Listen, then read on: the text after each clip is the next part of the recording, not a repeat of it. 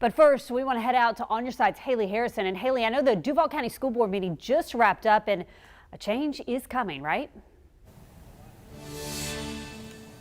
Well, Heather, yeah, it was a very long night here at the school board with more than just about 60 people sharing their opinions one last time ahead of the school board's vote, which just wrapped up, within the past hour.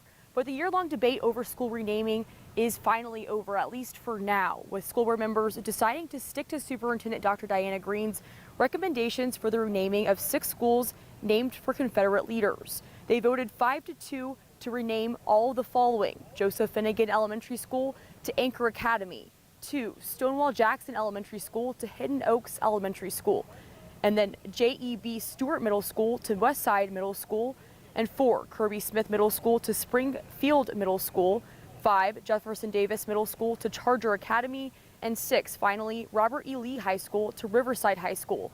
Really the most controversial debate we've had over this renaming process. Now, then there was quite a bit of discussion before voting on Greene's recommendation to keep 3 of the schools the same, especially for Andrew Jackson High School. There was an amendment proposed to have the community give input on another name for the school, but it was shot down, and ultimately the board voted not to change the names of John Rebelt Middle and High School and Andrew Jackson High School.